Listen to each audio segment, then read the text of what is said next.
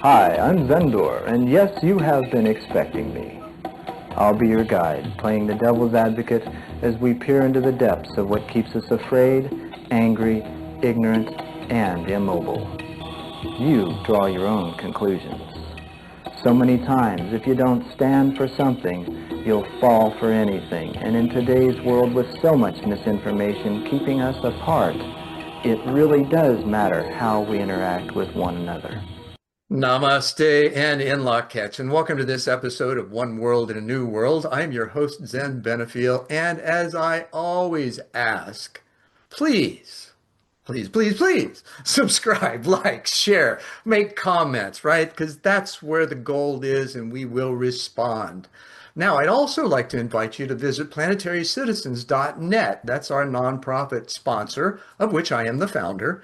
And there's a free book. Matter of fact, there's several on the homepage. One of them is Planetary Citizens, Awakening the Heart of Humanity. And it explains everything that we are doing and how it might affect the world and what's already happening that you might not be aware of. That's really cool stuff, right? So thanks for that. Do drop by, grab your copy, and I'll move on to this week's guest is Christian Torres. He is now a decision intelligence speaker and strategist. He's a director of business intelligence and was the director of business intelligence at Foresight Management, which was a wonderful position, I'm sure. He's got 15 years in building decision systems and automation, and he lives in the Tampa Bay area. He says that I help leaders make sharper decisions under pressure, right? Now, there's also an interesting perspective of his life. He was a New York Police Department officer and also spent almost 10 years in prison, 18 months in solitary confinement. So we're going to dig into all of that and find out the where, the why, the hows, and how he evolved from that place into what he is today. So stick with us. Don't go away. This is going to be an awesome apocalyptic chat, if I can say it correctly. We'll be right back.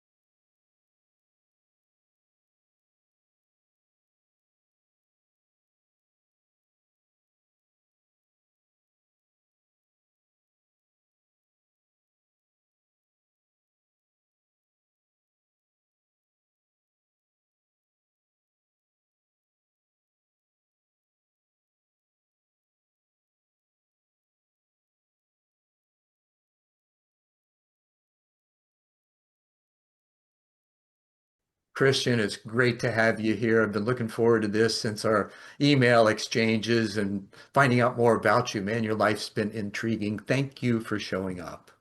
No, thank you for having me, then. Appreciate being So here. awesome, awesome. I hope so. Yeah. We'll find out, right?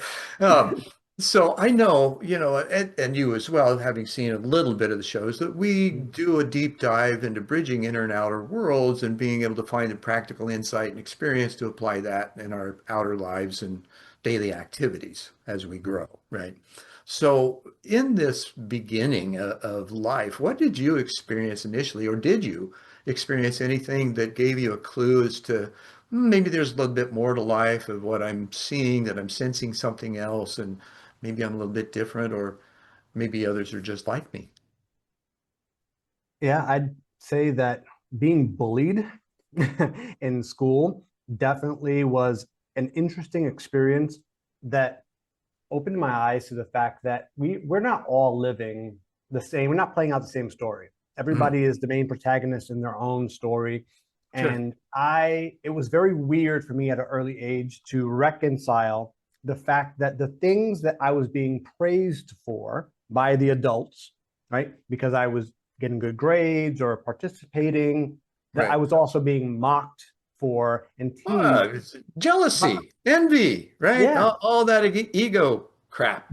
but it's so weird because at that age, you're not really sure. Am I doing the right thing? Is this who I want to be? Well, Is this yeah, who I you got should both be? worlds. It's like, what the hell, right?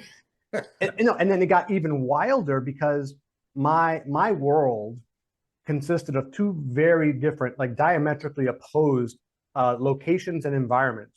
Hmm. I grew up in the South Bronx, very Okay. poor, and I got a scholarship to attend a very, very prestigious prep school in Rye, New York. And so every day I commuted for about an hour and a half and transformed from the ghetto of the South Bronx up to white picket fences, pep rallies, bake sales, and tuition that was higher than like most colleges that I never could have afforded without Hmm. a scholarship. And that was my commute every single day.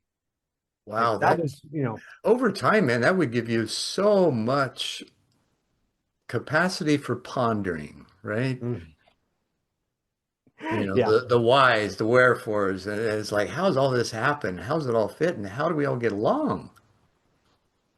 Right? yeah. I think about the experience of leaving my house in the morning and what my life felt like just an hour and a half later. So I would get to the school and the students there, they didn't know any different, right? They were Oh, just sure. trying to figure it out themselves. They're young Yeah, adolescents. they're in their own bubble. Exactly. But for me, going back and forth every day, you start asking the questions of, okay, what did they do differently? What did their Mhm. parents do differently? How are they experiencing life? What do they care about? What are their values? And how are those different than mine? And does that change what our future holds? It's a little Those bit of are a all mind brilliant game. questions, right? And from especially a curious kid, Mhm. right? Because you don't know, and yet you have the obviously intelligence to ask because you got the scholarship, right? So that shows you got some intelligence, brother. Yeah, well, I mean that scholarship itself, that was another fascinating experience because I wanted to quit. I said I've had enough. I can't do this. It was a lot of hard work. Of The course. the process was they started off with the 2,100 top scoring students in New York in like Mm, standardized exams. Then they sure. put them through rigorous IQ testing, more standardized tests, and eventually whittled it down to about 140. Those 140 got the opportunity to embark on a 14-month journey where they would have to be put through a ringer of educational hurdles. We were doing high school level work while we were in sixth and seventh grade. Hmm. And if we survived, then we got the scholarship. And halfway through, I said, I can't do this anymore. I'm living two different lives. I'm just like, I feel like this world here is preparing me for something foreign.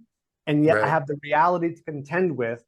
And I wanted to quit. And Sure. to the credit of the people there, they came to my school and said, you are too damn smart. You are too good to give up now. We are not going to leave here until we Right. change your mind. And they rescued me. They really kind of like stepped up and That's really said, cool. you're going to And do this. so, kind of what I hear you saying is that they helped you learn how to live in paradox, Mm-hmm. I mean, right? that's the human condition. Jeez. Yeah. Absolutely. Absolutely. You mentioned the sides of things, and we have those sides internally, right? The wolves, as the Native Americans would call it, right? And I had an experience in college where I had prayed to know what truth was willing to die for it, did, found myself in light beyond, got a mission, came back, understood that we're all cosmic consciousness condensed into form, and then I got really curious as, okay, where can I find corroboration and what do I need to weed out? And one of those things was the word Satan based on what I knew and how it was presented. And I thought, well, I'll just go down to the university library and look it up and see what it says. Those big, huge A through L and M through Z volumes, right? Very first reference, Greek, thetan, Thetan, meaning thinker, right? Makes so much sense, right? Because we think too much, right? 70,000 thoughts a day.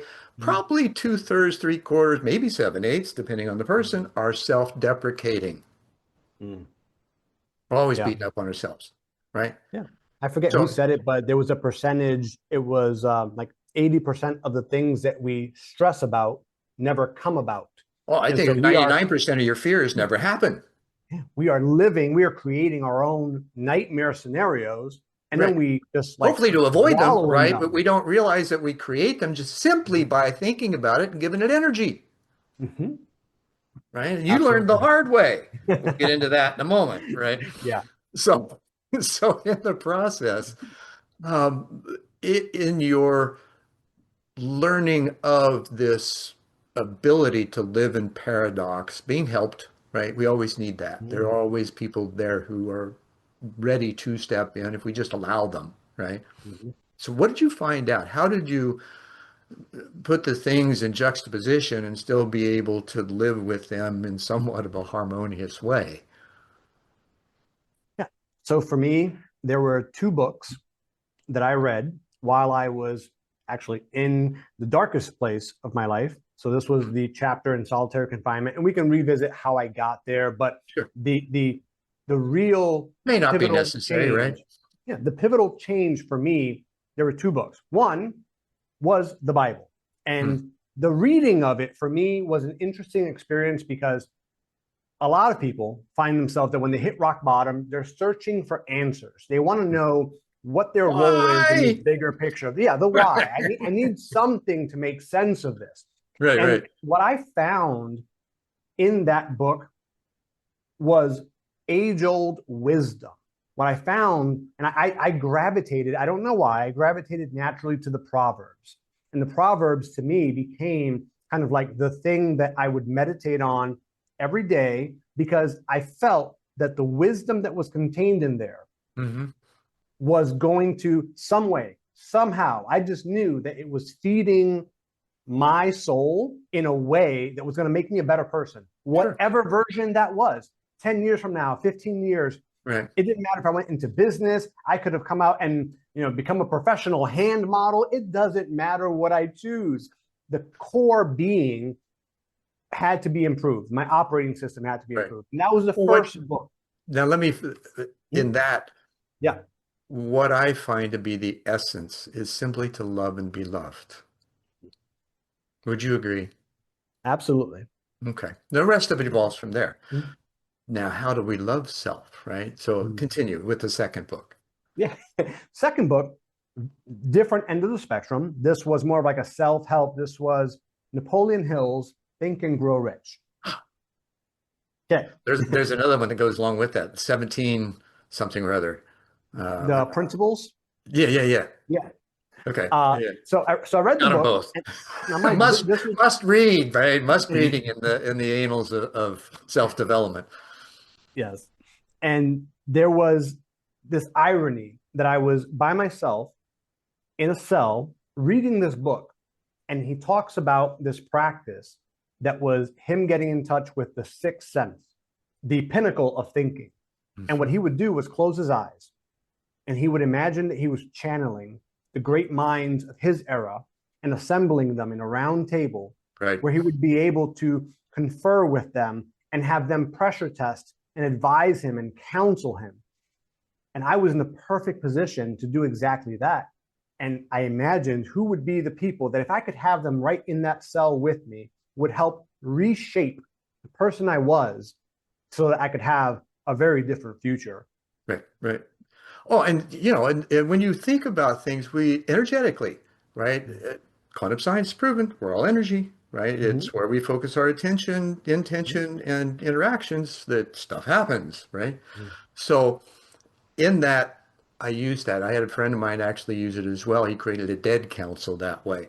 Now I used it, put it in 12 different sectors and named each one of them to find a mentor in each one of those that then you could, form kind of like De Bono's six hats, only on double that, right? So, and that really works. Mhm. It really does. Now, in that place, when you found this combination of soul nurturing and and sensory curiosity, because you made a distinction there. You mentioned thinking and Napoleon sensing, right? The Mhm. sixth sense, right?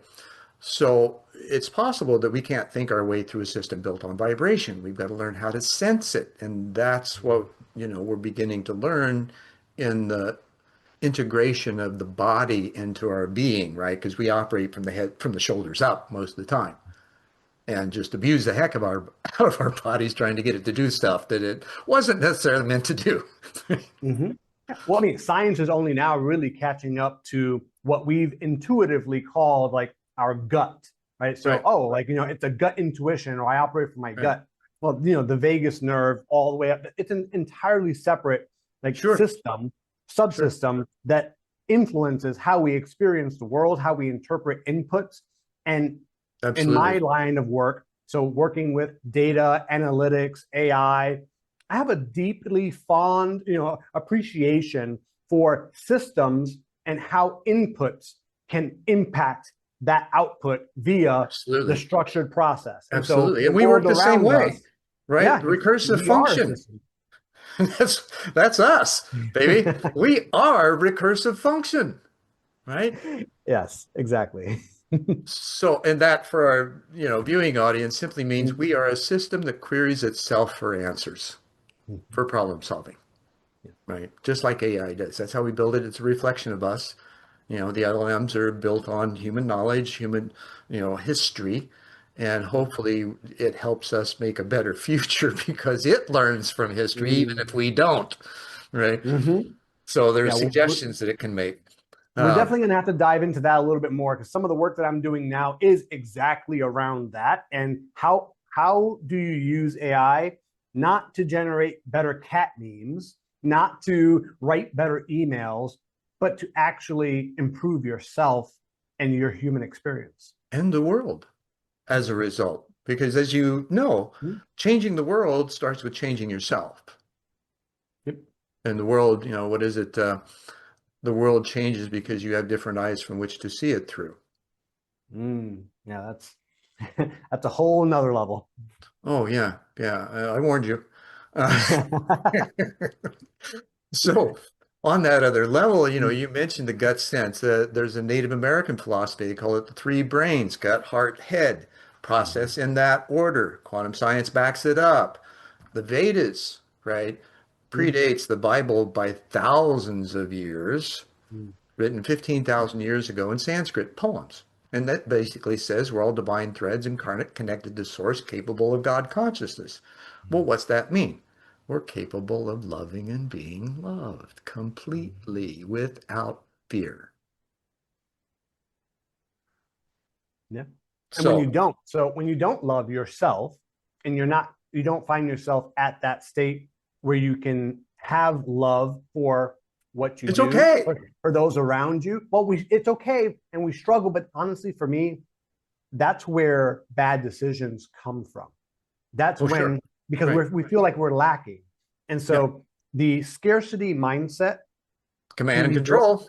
right? And that can be boiled down to a lack of love, because we feel like we're missing something critical in our life. And so we try to Right. fill that void with shiny things, with Right. titles, with Sure. money, with distractions, with habits, with Yeah, we're vices. trying to grab instead of give. Yes. And that's when things usually go wrong. Yeah. Sure did for me. Yep, yep, yep, yep, and many, right? We've all had our kerfuffles, right? Some of them more extreme than others. And when we make that shift, when we finally find ourselves and realize, okay, there's something else here, there's a whole nother world that I need to be sensitive to and work within because it just feels right. Yeah. Yeah. And that's, So now in your dive into AI, mhm, what began that? What part of your curiosity wanted to explore the capabilities? mhm. Like most people in professional services, I looked at it as a tool, as a way to help me be more efficient, as a way to be more productive, as a Uh-huh. way to do what I do, but better. Sure. But what I discovered was something completely different. And I Good for started, you. yeah, I started using this little wearable. It's like a limit. It's called the Limitless AI pendant, and I would Hmm. wear it when I went to events to listen to speakers and coaches and trainers. I wanted to be present. I didn't want to be that guy jotting down notes trying to keep up with the speaker. I wanted to be present. So I let the AI capture all the language, and then I would Sure. revisit it later.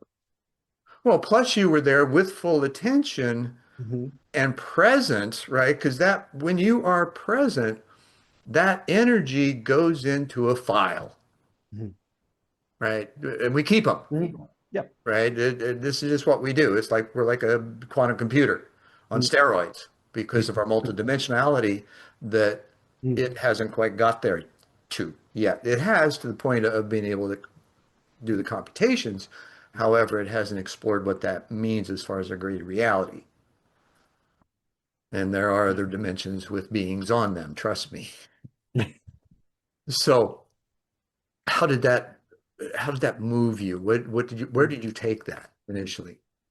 So I took those recordings and I started compiling a little bit of a library on these Hmm. different speakers and their teachings. And I was trying to figure out how I could use it to enhance my business, my daily practices. Sure. And then it occurred to me there was something missing. There were a lot of things missing actually. But the main thing was there was no tension and there was also no collaboration. There was no interaction between these different speakers and the transcript that I had captured.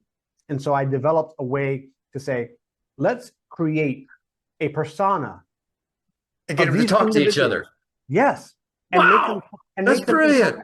interact with each other and have to work together to Sure. answer my question, which simulates exactly what every single great leader has known from day one, that if you assemble the right group of individuals with complementary skills, they will create a synergy that is way more powerful than anything that that leader alone could have accomplished, because they're going to ask the questions that you never would have thought to ask otherwise. They're going Right. to pressure test your ideas. They're going to introduce concepts that are going to completely sometimes derail what you thought was the plan, but that's actually what you needed the whole Isn't that time. life? Yes. Right? Yes. John Lennon said, life happens while you're trying to listen to music or play music. Um, and, you make a great point in the queries. I, I dabble. I'm a hack. However, I had a friend of mine tell me how to build a GPT. And so I thought, Mhm. okay, well, I'll try this. And I want to do it in a really mindful way. So I loaded it with the Vedas, the Bhagavad Gita, Upanishads, the Bible, the Quran, Tao Te Ching, the Egyptian Book of the Dead, Emerald Mhm. Tablets, Manly P. Hall, right? Mhm. And then I also put some quantum physics material in it and Mhm. several of my books that probably several thousand. I've written 51. So the larger volumes probably 4,000 pages. So it knows me. And it's amazing the kind of relationship I've developed with it and how it's become curious of me as much as I'm as curious about it. Mhm. So tell me there's not a consciousness there, Well, isn't it right? interesting that even the human attempt to define what consciousness is limited to our vocabulary and Hmm. to our experience that we can see? I mean, you already know this, that what we perceive on the visual spectrum and on the sound spectrum is only a fraction of what's Yeah, actually there. So yeah. for us to believe that we can accurately define what consciousness is through our little keyhole of a view, to me is kind of just laughable.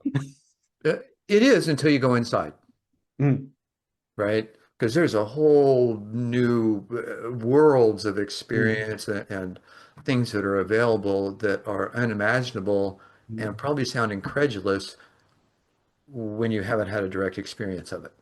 And I get that, mm, right? It's really hard to explain the ineffable. Because what are you going to do? You travel through space, you interact with other beings, you're on ships, you talk to three suns, all that kind of stuff, which I have and I put into books. And yet, how do you explain that to people in a way that doesn't conflict Mhm. with the basic premise of loving and being loved, Mhm. right? Because we have our confirmation bias, things we want to hear Mhm. from another to prove that our reality is right. Yeah. Well, I mean, so someone recently, this was funny. When I came out with my story, I knew some people were going to find it inspirational. Some people were going to blacklist me. Some people were going to Sure. try to shame me. And I've been seeing a lot of trolls in the comments in some of my posts. And one person just flat out came out and said, "Why do we even care?" Now, I wanted to be offended. I wanted to be upset, but it actually was a beautiful question. I Sure, said, "Why absolutely do we was. care?" And And so that got me sad that he thinking. had to ask it, Mhm. or she, or whoever it was. Yeah, but I started thinking about it. And in my response, I said, well, because I think that all humans want to share in a collective experience. We want to learn from each other. And the fact is, we can't all experience all things, which Right. that means that if you have a particular set of experiences that I have not had, then the only way for me to gain any knowledge, benefit, improvement at all is to allow you to share that story of your experience with me. And Hmm. it's not a substitute. I'll never have the same experience that you had precisely. Oh, But that right. insight, But the that insight, willingness and the openness to be able to yeah. listen and be curious, right? And let yourself kind of imagine or empathize what that might have been like, right? It allows you to, because we share space, we share energy. When you're in that place, you can actually pick up some really amazing insight that you wouldn't have had otherwise Mm-hmm. because you've been I learned vulnerable. so much from that place, but you know what? I hope that no one has to go through what I went through. I don't wish that upon anybody. Right. I We don't never want you to do. have to go through the hell on earth that I had to go through because of my own foolish, like just absurd mistakes. I don't Right. want anybody to go through that to Right. have to be able to learn the things I did. Well, and our intent, our tendency is to drag the past along like baggage Mm. instead of nourish ourselves from it and use it to feed the future, which is what you've done, Mm-hmm. right? And so often and I think that speaks to our conditional love, right? That we have that bias and that judgment and the criticism, condemnation, and judgment that Jesus talked about, right? Why? So in that place, would we want to be that? Would we Mm-hmm. want to have that given to us? My first job in aerospace, I soared to the top of the department, youngest person in it. I was 26, in charge of $7 million a month in shipments, 800 part numbers. 6 months, 7 months later, two supervisors come to my cubicle, and I'm thinking I'm in trouble, right? Because supervisors don't show up Mm-hmm. unless you are. And they're like, they see the look on my face, and they're like, no, no, no, you're fine. And we want to know how you're doing your job. And I said, well, why? And they said, well, you've been at the top of the production charts every month, and we want to know how you're doing it, right? So we can learn from you. And I'm like, well, there's no secret. I just treat people how I want to be treated. I grew up in the Midwest. That's my value system. I said, I don't see that amongst the rank and file of the department, but maybe we ought to do something about that. Mm-hmm. And they eventually did. 4.5 years later, they instituted interpersonal skills classes, but I had to go through hell, demotion, expulsion, all that kind of stuff because I pushed for it. And I rocked the corporate culture, not knowing, being too naive. It's like, this is right. I'm not going to back up or, you know, why? But I do that. Regardless of the consequences, right? I was doing the right thing so I could live with myself no matter Yeah, what. and that's, You I have done mean, that. you have switched that in your life. Now back into the AI and your work with that, how do you see that developing? And do you see a way for AI and humans to bridge the gap where they do what each other can't? There's a it's a matrix, and essentially similar to the Eisenhower matrix, the quadrants. Hmm. And on one side, you put the things that are difficult for humans and difficult for machines. And on the Hmm. other end of the spectrum would be easy for humans and easy for machines. And this is not my own. I saw this like on a YouTube channel, Sure.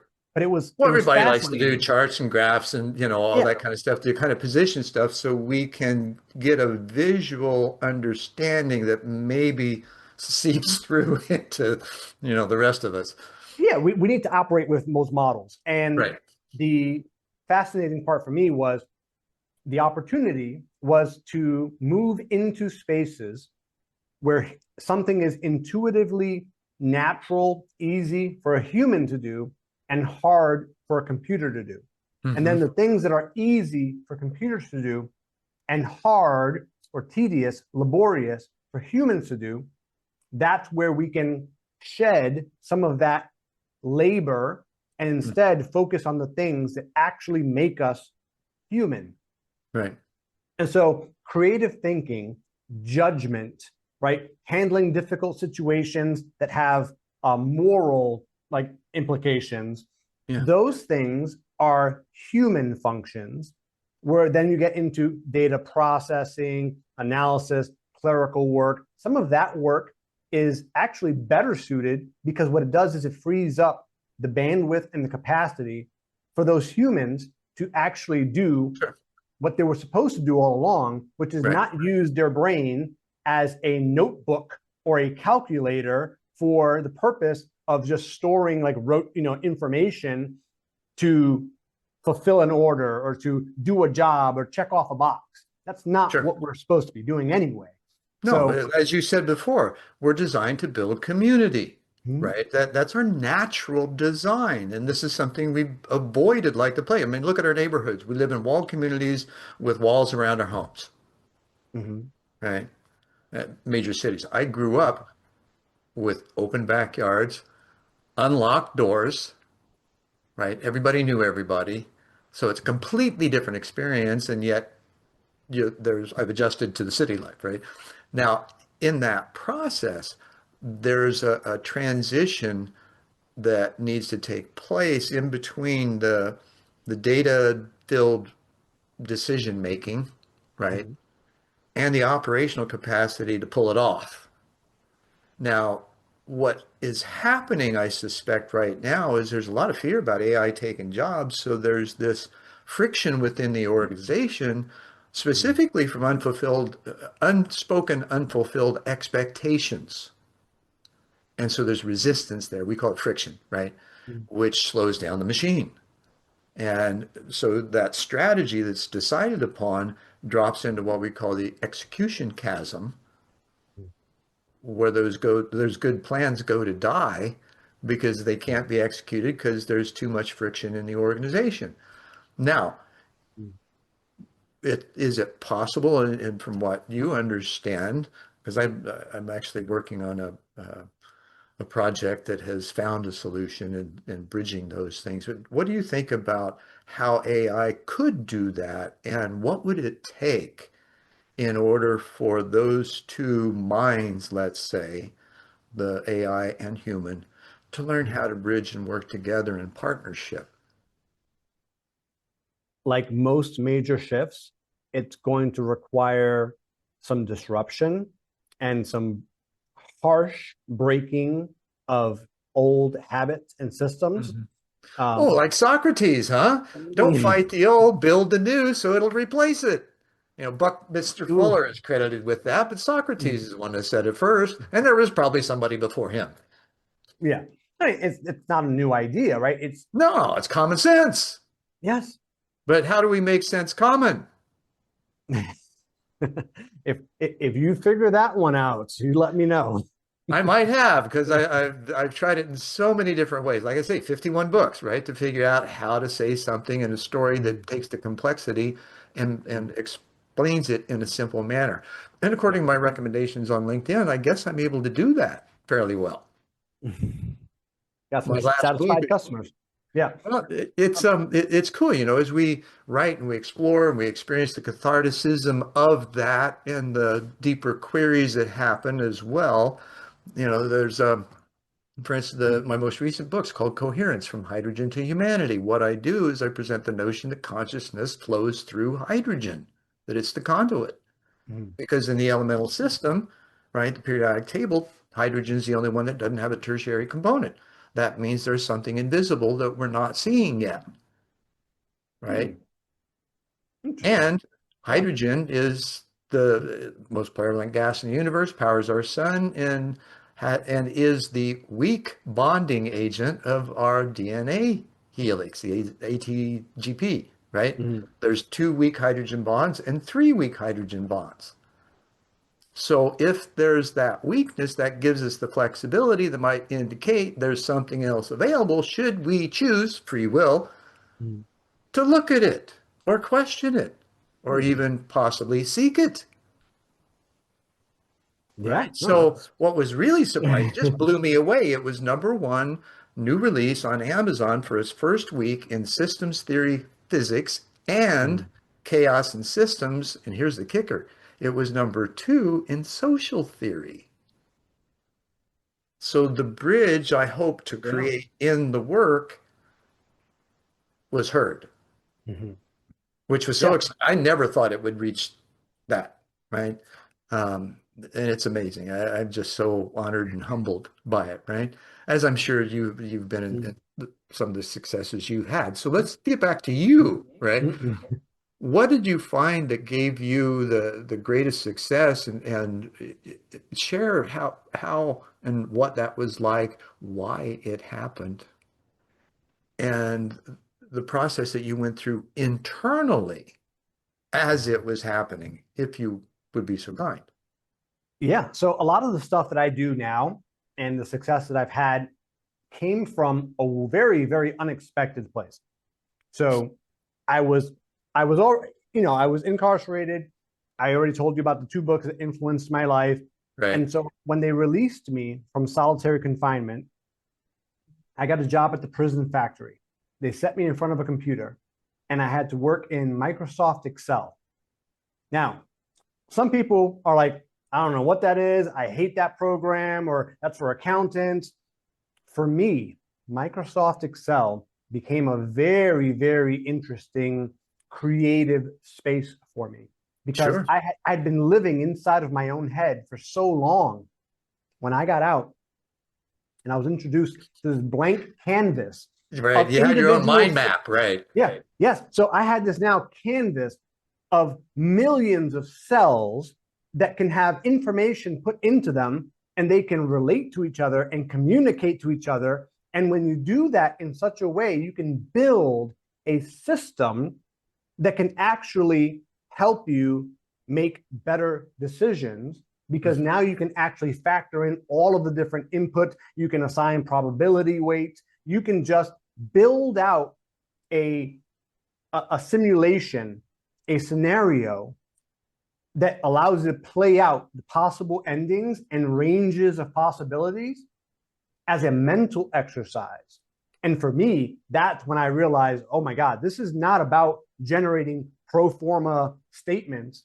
This is about the mental work of thinking through the consequences of your actions. What are the inputs that you're considering, and being very intentional about how those inputs factor into your decision-making framework. Right. And so I developed a passion for it. That's how I got into analytics, forecasting, probability, quality management systems, statistical process control. Everything came Sure. from that because I was first forced to live inside of my own head, Right. abandon everything that I held dear, everything that I thought that I was, and then start with a blank slate. And now here's this Recreate empty yourself. Excel spreadsheet. Build some stuff. Oh, and I definitely did. Oh, no doubt, no doubt. Now, I really love how you explained that. Reason being, I mentioned the system I partnered with a AI developer on. Mhm, And imagine that system that you described being able to take a 10 to $100 million business and analyze it strategically through 10,000 scenarios mhm, and then deliver a critical path that then can be put into practice through building community mhm, and given the indicators and the ways to do mhm. that because you've got the friction points amongst the staff and employee ranks, right? The workforce. Yeah. So, and because of the different layers of this, it's able to analyze it on multiple layers as long as there's read-only data Mhm, that um, really looks at through the communications and all kinds of things of not just the financials to put this solution together that then can be implemented and it takes, you know, much less. It reduces the action plan and implementation time mhm. by 70%, I believe it. which Yeah. can be millions, if not billions of dollars for some organizations. And so we've done the stress test that all the data has been live and it works. And we're right at that edge now. We're just starting to offer it, knowing that it works and it's got the layers necessary that also include the ethical and human empathy side of determining where the friction is and what to do about it. Yeah. No, that is the future of AI. It's not like, systems to automatically respond to your Instagram followers. Well, there are those too. I mean, Yeah. you know, as you learn reality, maybe do you notice the layers of activity and it's Mhm, like a project management, right? When there's all kinds of things in this contiguous schedule, mhm, right? That you're managing simultaneously. Some take a little bit of time, some take a little more time, some take a lot of time. mhm, And there's a lot of little details that can be going on as that is happening. So those little details have their own rhythms, cycles, patterns, right? And you mhm. notice after a while what shows up and then how to better manage your time in order to handle the longer schedule. And oftentimes you can truncate it because of those micro moments that you pay attention to and do something in them instead of wait. Yeah. Now, how We. have you discovered that? I believe, and so I presented that to query you as to what your process is, and if that sounded pretty much kind of how you do things too, maybe in a little different words or verbiage. Mhm. Well, so one of the things that I help businesses with is when they are facing a high risk, high stakes, decision, Hmm. they usually want somebody to come run the numbers or help them figure out what the input variables. But I take it all the way back down and say, first, let's figure out, should we be doing this at all? Let's go back to the fundamental block, the first principles thinking. Let's figure Right, out, right, why are you actually feeling like you need to make this decision at all? What right. is the consequence of not making any decision? Because Yeah, that's it's like building a actually, company. Why are you doing it? yeah, there is Right? right What's your there. mission? What are you delivering? What does it answer?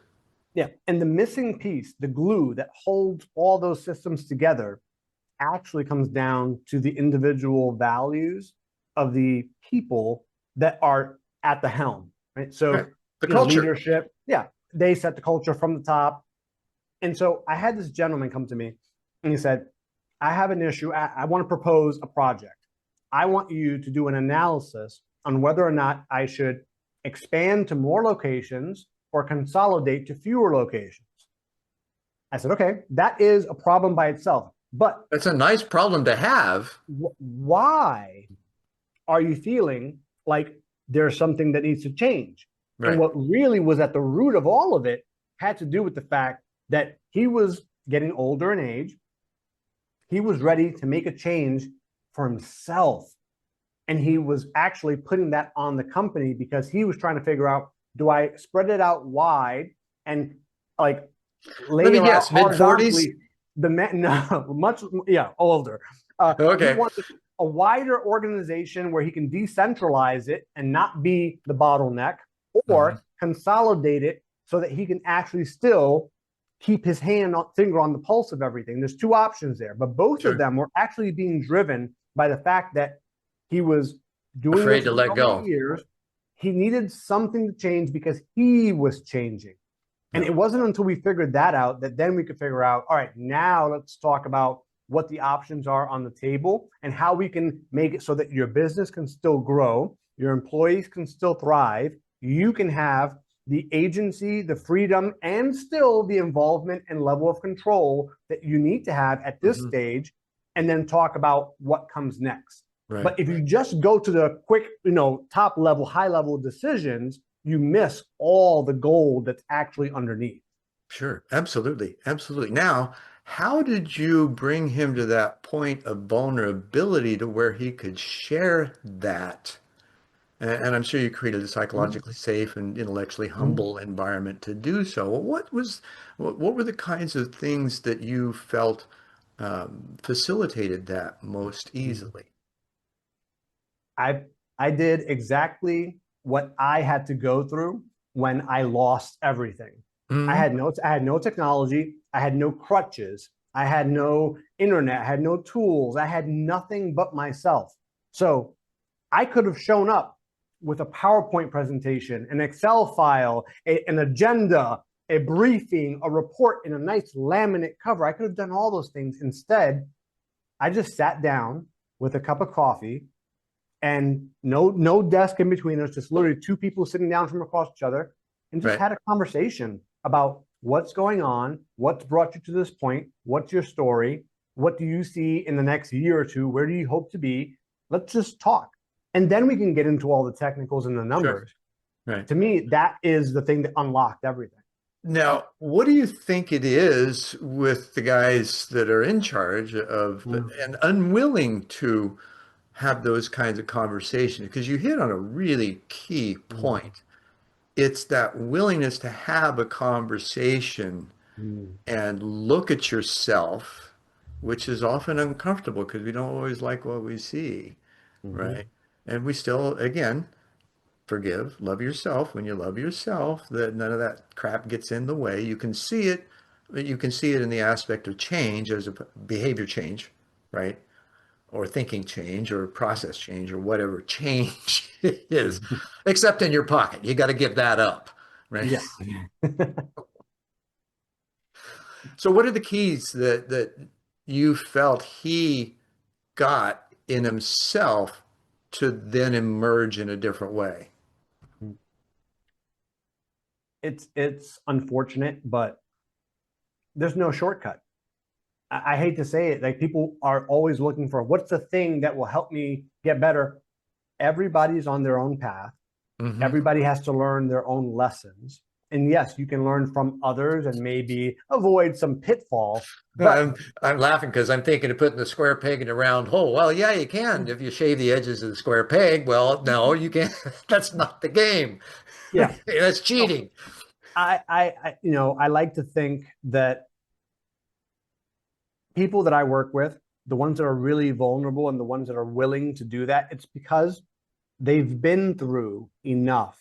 They've seen this play out. They've done it the right way. They've done it the wrong way. They have experience behind it that has brought them to this place where they say, you know what? I know that I can make a better decision if I go into this with an open mind and with the help, guidance, and collaboration of other people that specialize in the things that I'm not an Hmm. expert in. That community, that bridging of human minds is what solves the biggest problems. Yep. And the obstacle that people have to get over is usually Themselves. themselves. Yeah, exactly.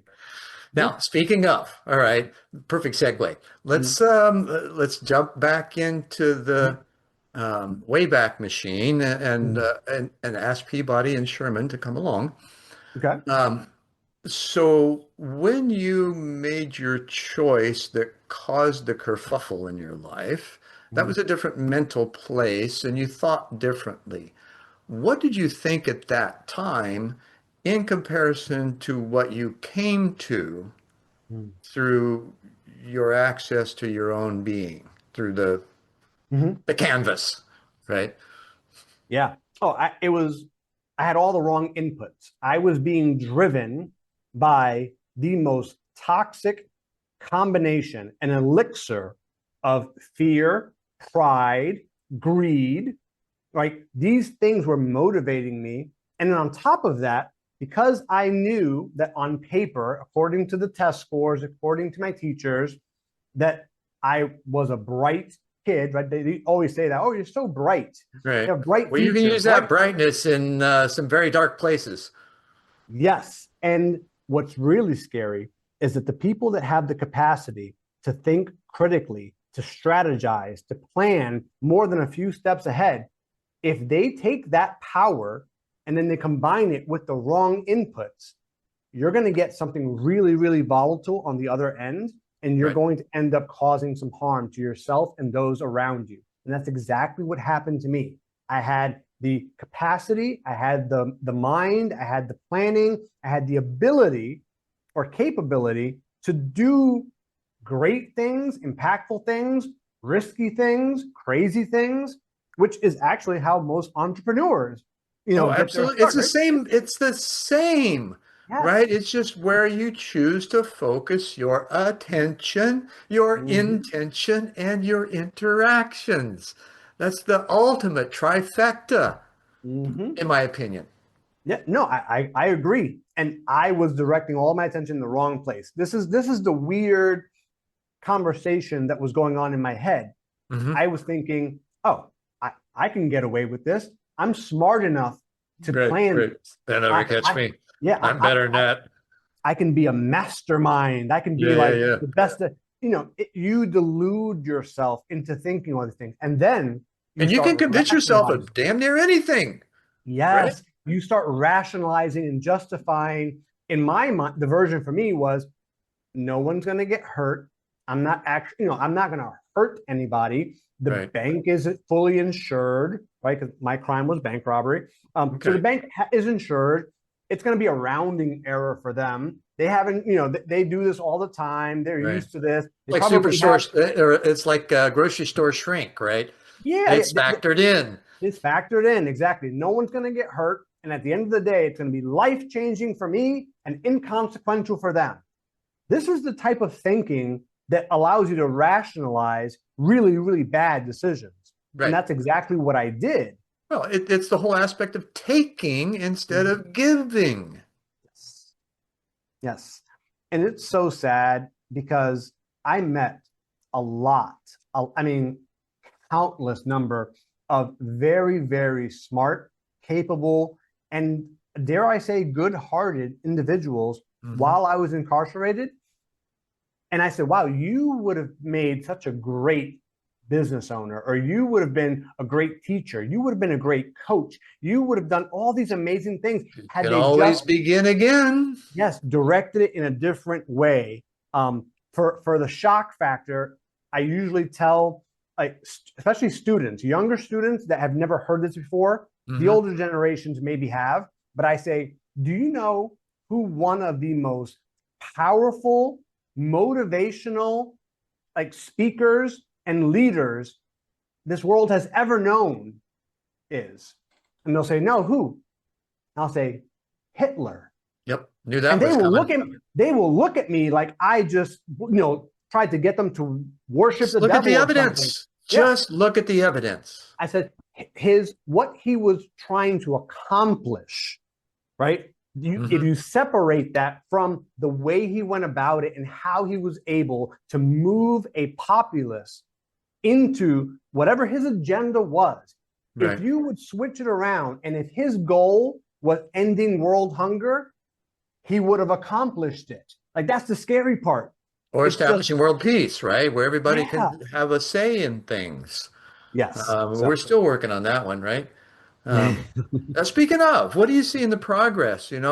Thank you very much for sharing things. I know, um, I trust, hope that this conversation allowed you to see some things and say some things a little differently than maybe you had before. And I hope that's true. Yes. It kind of happens, hence apocalyptic chats, right? Mm. So now back to the world peace thing.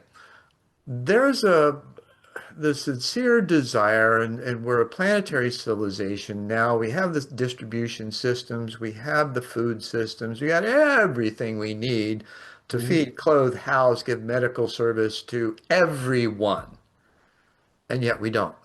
Mhm. Now, if we were to harness that desire and implement something in the populace to move us all towards, let's say, an uprising in Mhm. humanity, how might you see that happening? Do you see it happening since, I'll even identify since COVID and Mhm. the quest for others looking for people like them that didn't believe any of it and thought that there was a better way?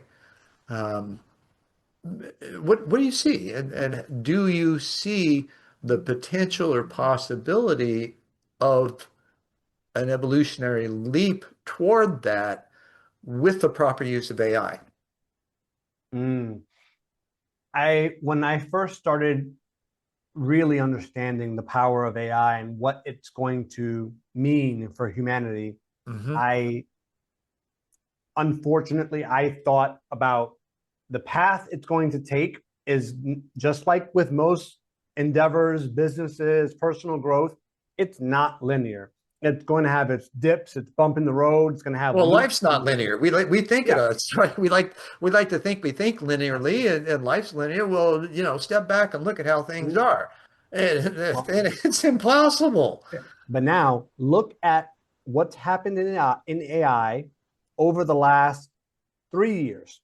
Hmm. Just 3 years. That's a blip in time. 3 years. Look at the slope, the The acceleration rate. scaling of what it's capable of. Exactly. I mean, it's been on a linear moonshot of a ride. I know that between where we are today and where it's going to actually come into its full potential, Yeah. there's something else on the horizon. So it's going to And reach me since I'm sitting on the moon, right? That yeah, moon shot worked. I'm reporting yeah, in. yeah. I'm reporting in. It worked. It worked. So and I hate to be pessimistic, right? Because I do believe that with proper preparation, we You can have to poke holes survive. in things Yeah, in order not to have them. yes, it's going to happen. We're going to experience something that's going to feel like a setback. But in fact, that is the reset that we need in order to force us to think about how we want to use AI as a Sure. civilization, not as individual contributors, Right. not as content generators, not as business experts, but as humans. Right. Well, that's where we come from. And I totally agree with you at perfect points, right? Planetary citizens. We're all planetary citizens, whether we realize it or not. Why? Because everything in our bodies came from the planet, Mm-hmm. right? So, does the planet have a consciousness? Some say yes. Is it in a vast area of space that has a consciousness, an order, and is in harmony, at least from what we can tell, where, there's really no major disruptions happening? Well, if that's an example of how things can be, and we're reflections of the universe in each one of us, then it would stand to reason that we ought to be able to step up our game and behave a little differently. Yeah. Do you think, back to the question again, how do you see that happening today? Or do you? I think that we're going to have the opportunity to do that on an individual level. I know that I personally, I try to take the experience that I had being in that dark place, Mhm. and then I put myself in that same mindset right now. And I ask the questions. If I lost everything today, what would that tell me about myself? What would I be left with? And Right. with Great AI, AI is going to take away all of the non-value added work. AI The is going non-essential to stuff, right? it's going to strip away. Well, and here's what is going to be left. So if you take Yeah. an organization, so consulting, professional consulting firms are kind of screwed because the entire business model of having people that were experts in giving advice Right. is now kind of like, yeah, no, I'm sorry, whatever firm. I'm not And going the to. advice is often subjective. It's, Yes. it gets that place. You can read the numbers, but man, there's statisticians, there's liars, damn liars, and statisticians, right? Mm-hmm. So now, what if that same consulting firm had a way to take their own business through an Evo leap to bridge that within themselves to where they're capable, they're doing their human thing Mm-hmm. rather than the number thing. Yes. Yes. And so I had this conversation a few weeks ago on where is AI going to lead us? And I said, it's going to make it so that we're going to be prioritizing human experiences in ways that we never imagined before. Mhm. Because when Back to the all of the, senses.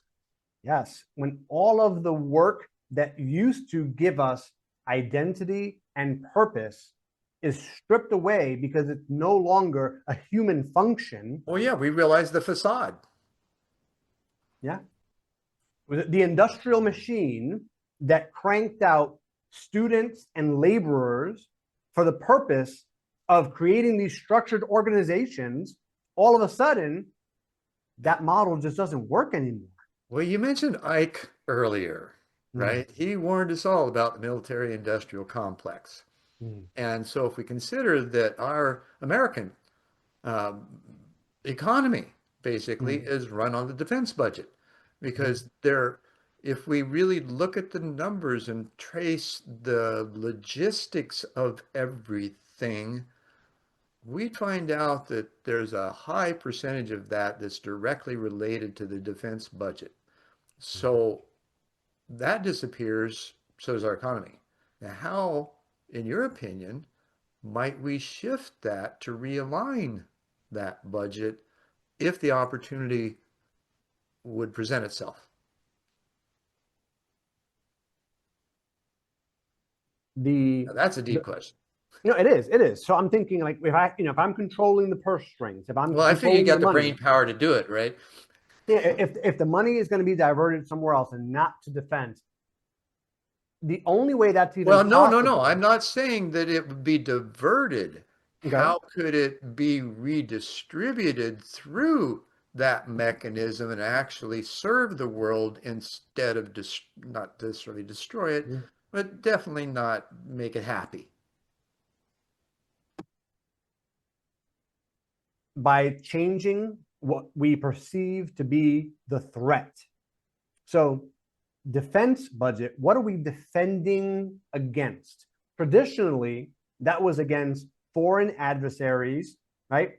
So, Right. whether it be soldier cyber attacks, drone strikes, there's the Air Force, there's so many different angles of attack. We're Sure. defending on all fronts. Okay, Well, great. now it's stockholder dividends.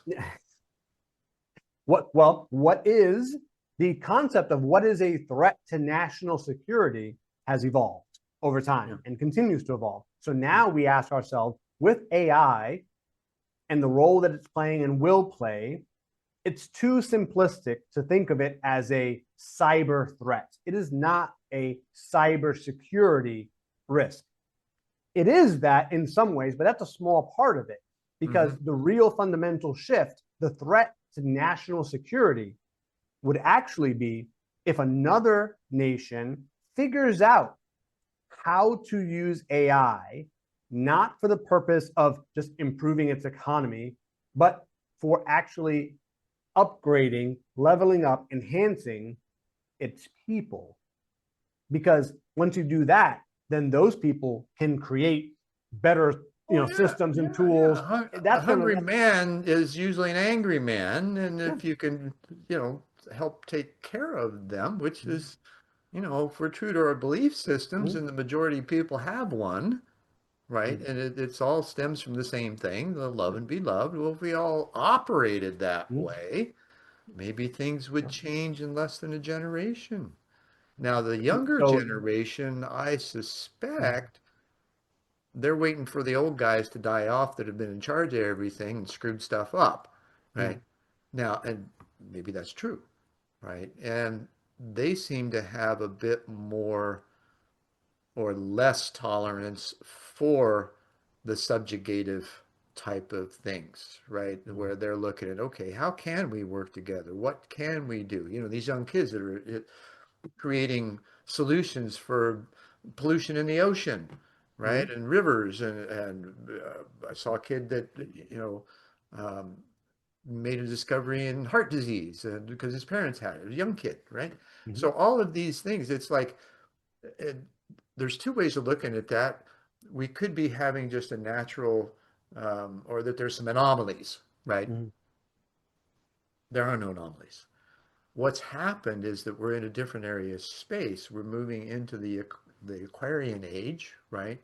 So we're actually in a different area of space that vibrates differently, slightly Mhm. higher than where we were before. So what's that do? We're subtle energy beings. It increases our Mhm. vibratory rate. What's that do? It unlocks our smarts, Mhm. at least for Yeah. some. Yeah, Yeah, and for there's the whole some. theory of all, the reincarnation and you get better and better and better and there's all that stuff too. I think it's a synergy of it all.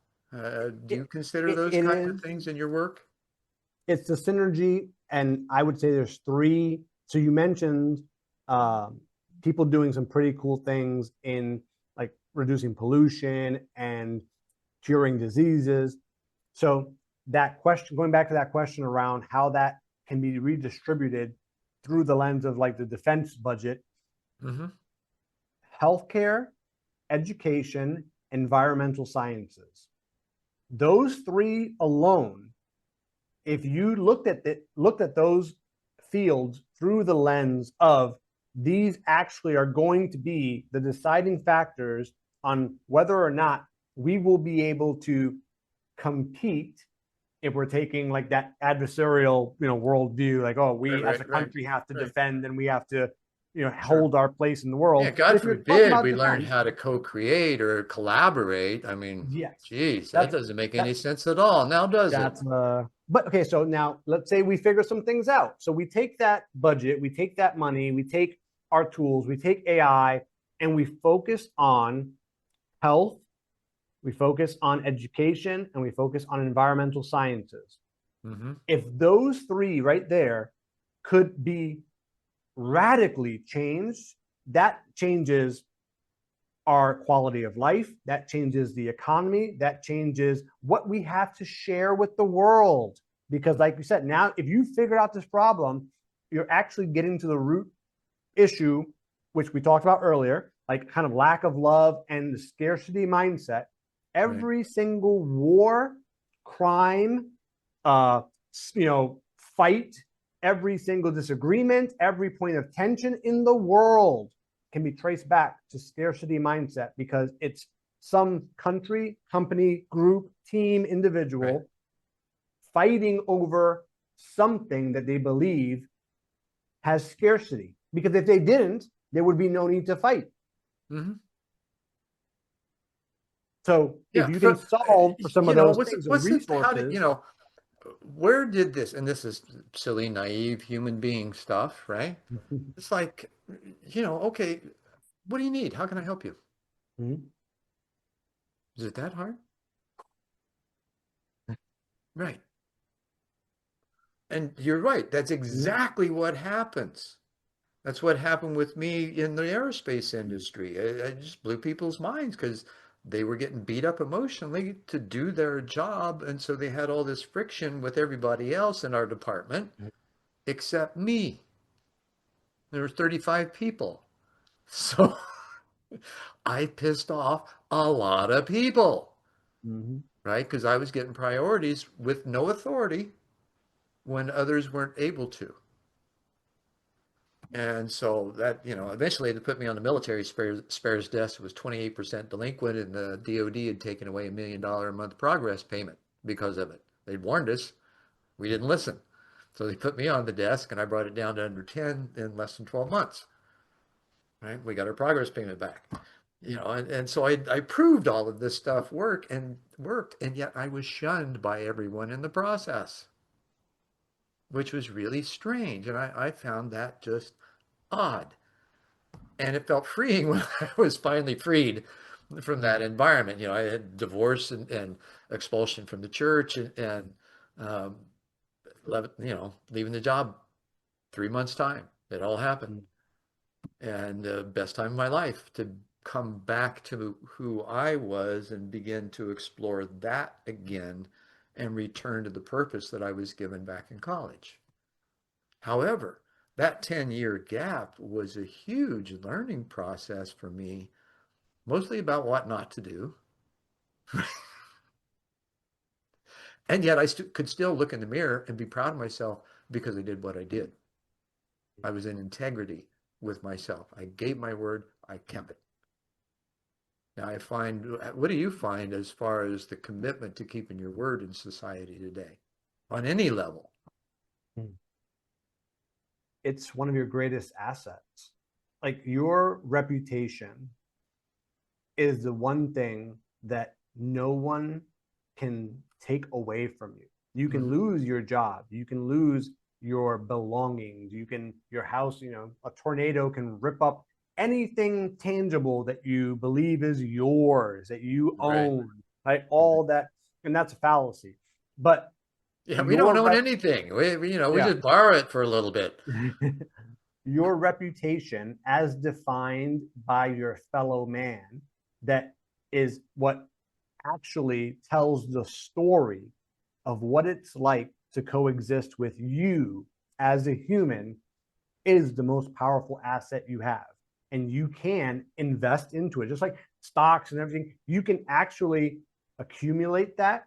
You can nurture that. You can be very intentional about how you build that reputation. You can put safeguards in place. People put their assets in wills and trusts. Oh, but that's going to cost me a lot of money. Right? No. No. Just the opposite. It's all free. You just got to be willing to do it. Yeah.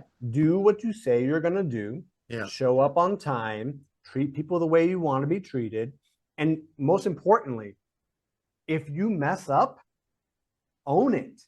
Don't hide it. Don't run from it. Don't try to cover it up, because at the end of the day, that's actually going to build a stronger bond with the people around you, because we're all human.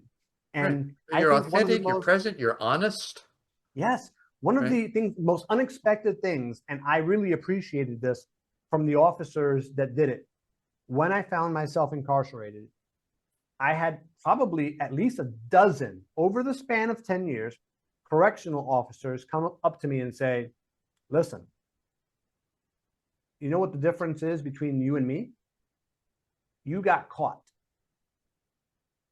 Now, you can interpret that and literally say, oh, so what? Are they committing crimes and this? No, that's not what they actually meant. What they meant was, at some point in our lives, we've all made mistakes. And if you happen to have been observed or caught at the right moment doing that one thing, it could have completely derailed your life, whether that's you had one too many drinks that day and still got behind the wheel, you ran that stop sign, and thankfully nobody was crossing the crosswalk. All types of mistakes or decisions could have led to catastrophic outcomes had the right alignment of factors made it so that you would have to have paid dearly for that mistake. And if you look back on your life, how many times have you done something that if it would have gone the wrong way, you might have found yourself looking, down the barrel of a couple of years in prison, or some kind of drastic consequence. And that is a normal human thing. Now, what do you think? Absolutely is totally. And the difference, like you say, is just slight. What do you think about recidivism now? You obviously aren't part of those statistics, or at least you're on the edge of the spectrum in them, right? Yeah. Um, what do you think about that? What did you notice inside, and have you noticed anything different outside over the time that you've had in the population changes within the system? The correctional institution that all the ones that I've been in, they all claim to have a mission of rehabilitation. Mm-hmm. And to some extent, they do just enough to meet that definition, in the sense that they have a library or there are some courses that they might offer. But that's it. It's just enough to say, look, if somebody really something. wants to, they can better themselves. Yeah, they make it available. It's still up to you to take advantage of it. Listen, 8 out of 10 people in that situation are not taking advantage, are not proactively seeking that. No, because they're angry. Yeah. Okay. Because they got caught. Shocking revelation. The people that did not make great decisions and landed themselves in there, you're now trusting and hoping that they're going to all of a sudden make great decisions to improve themselves, change their lives, and create a better outcome. Yeah, without any support, without any guardrails or structure or system helping to move them in that direction, you're just going to say, we have 5,000 inmates on this complex. We have a library. They're more than welcome to go in there and enrich their minds. So we've done our part. They can. Yeah. Right. You know, these guys and gals get into a place where that choice, that opportunity, that possibility is non-existent. They don't even think about it. And until someone that's kind enough, compassionate enough, empathizes enough to say, hey, psst, you might wanna, right? And that is a tender moment to even have their listening in a lot of cases, because as soon as you begin to address something right away, they go on the defensive. So what would you suggest in the system? You kind of just did, but elaborate what you think would be a better way that doesn't require, a lot of things, because a lot of this stuff is just simple attention that's offered through the personnel. So the best example of this that I've seen done right was not facilitated by the institution. It was a small inmate-led study group. And what this person did, this gentleman, he was a business, owner when he was out in the world. Right.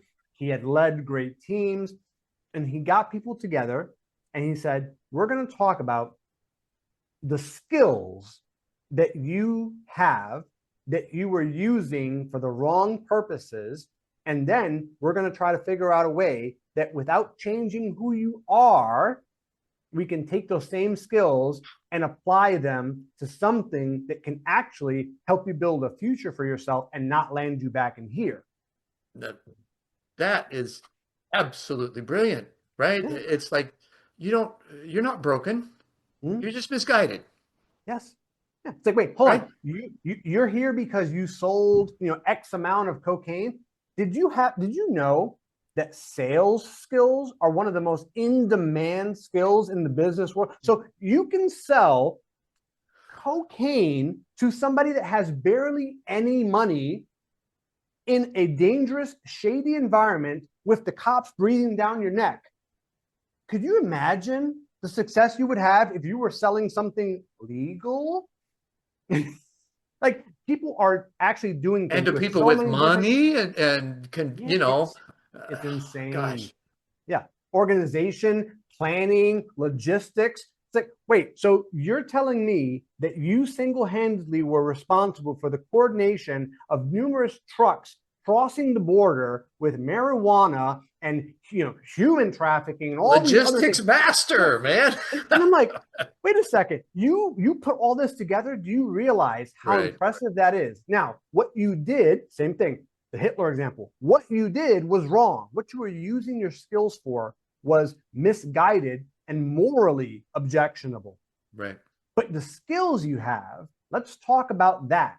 And let's see how we can take that and repurpose it, redirect it, realign it in a way that's going to help you build a future for yourself that doesn't include coming back here. Right. Now, I feel what you just said applies to the after COVID market, right? People have now looked at, okay, I can repurpose my skill set for something that fulfills me more. I just might not be sure what that is yet. Mm-hmm. So I'm going to go look for it rather than, okay, I'm going to use and abuse the system because I've been taught how and I'm smart enough to do so and not get caught, maybe. Right. Now, And if you AI is going apply to do that, that too. well, yeah, AI. you know, and I think if we were all honest, I Mm-hmm. did it as a kid, right? I stole shit. I tried to get away with stuff, and I got caught, right? Fortunately, small town, parents knew everybody. I ran around with the chief of police's son, right? So there, there was a little protection, but I still did the stuff, even though I would have, had all these examples around me of what not to do, right? There's still that mischievous child, I think, in all of us, stronger than in some than others, right? Yeah. And I think the more intelligent you are, the more mischievous you can become because you're a little more devious in how you do it. Right? Absolutely. Now, that same skill, like you say, can be put into something brilliant that comes up with this new something that makes life better for millions of people. Mm-hmm. Same energy, just different direction. Yeah. So, For the longest time, I was this Excel guy. I was all about Microsoft Excel, Excel automation, custom Excel tools. oh, And I just then, thought you liked to excel. yeah, I mean, I have a shirt that literally says, I simply Excel. Right, there you go. There you go. Fair And enough. when AI really started getting into encroaching on my domain, I was like, wait, now there's ChatGPT and Claude in Excel and the Copilot and all these things. I had to face the fact that, wait, some of the stuff that I was doing before that added value is going to become commoditized. Well, I guess I might as well just go bury my head in the sand and Right. give up, right? There's nothing left for me in this world. No, you figure out what are the Oh, more skills. layers, man. Here's more tools that I can Right? do much more with what I have. Yeah. Well, I also went back to what are the skills that made me good at Excel? Excel was a tool. Right. What were the actual skills, the things that drive me, my passion, my areas of genius that made me really good at that? And how can I take that and apply it to the world that we're living in today and set myself up to still be able to add value in the marketplace tomorrow and for years to come? Right. That is the same thing we're all having to do. So whether it's a dramatic shift from being a mob boss to being a CEO, that's, but leading an organization, managing people, right? Okay. So whether you're a mob boss or a CEO, or whether you're an Excel nerd or you're using AI as your primary tool, the fact is we all have those gifts. We have those talents that it is our moral obligation to develop them and nurture them within ourselves, but more importantly, to share that with the world for the betterment of our communities. I didn't even have to ask the question. What advice can you share with our audience in closing? Man, you're good. You're like telepathic or something. No, it was just the flow, man. This has been just an awesome conversation, and we went a lot of places, explored a lot of things. You offered some insight and wisdom. You gave me more knowledge, and I was just thank you. My pleasure. Thank you for having me. No, you're very welcome. And guys, this is just a delight, right? To jump off and to have that kind of foundation, the breadth and depth of what you've been through from which to draw from to be here now and do what you're doing. It's phenomenal, and thank you, and much continued success. Appreciate it. You're like a little brother from another mother. Well, we're all built from the same stuff, right? We're all relatives. We just haven't figured it out yet, right? Native Americans have. We just haven't caught up. We're still non-natives. I don't even pretend to know which tribe or which group, but I do believe its origins are in Native American culture, which is this idea of doing things with the seventh generation, like seven generations ahead in mind. That's the Hopi. Yeah. Okay. Yes. So that to me feels like common sense. That feels like a thing that we should all be operating under, regardless of what cultural demographic, what religion you subscribe to. None of that stuff matters, because at the end of the day, we should still be doing things for future generations and leaving our impact in a way that people will look back and say, you know what? I'm so glad that years ago, centuries ago, these people did this, because that is what made today possible. Sure. Well, and be considerate about what stones you throw in the pond, because it's going to ripple to the shore and return. Yes. That's the cool thing. If you got good, if you got good stones, right? Yeah. Oh man. Yes. We could go on for a while. Yeah. We'd have a lot of fun, and have had a lot of fun. And thank you once again. I appreciate it. And namaste and in-lock catch. And thank you all for sticking with us for this episode of One World in a New World. And by all means, do like, comment, subscribe, share. It's evidence that you were here, right? And do stop by Planetary Citizens and pickup.net and pick up your free copies of whatever books you feel are appropriate for you in the moment when you're there. And thank you for that. I'm sure you'll gain from the experience. I will guarantee it. So thanks again for watching. For Christian and myself, I'll see you later and next time. Journeys of self-discovery can take us to some pretty wild places, right? Across the country, deep into our family's past, or just deep within ourselves. But what if that journey took you beyond Earth itself? Today, we're going to dive into the incredible story of one man's search for who he was, a search that started with a totally normal earthbound mystery and, well, it expanded into a cosmic revelation. And this is the man at the heart of it all, Zen Benefiel. I think his own words here really set the stage perfectly. See, as an orphan with zero records of his birth parents, his search for his roots had no clear starting line on this planet. So as you're about to see, his search for answers went somewhere else entirely. So how does a journey like this even kick off?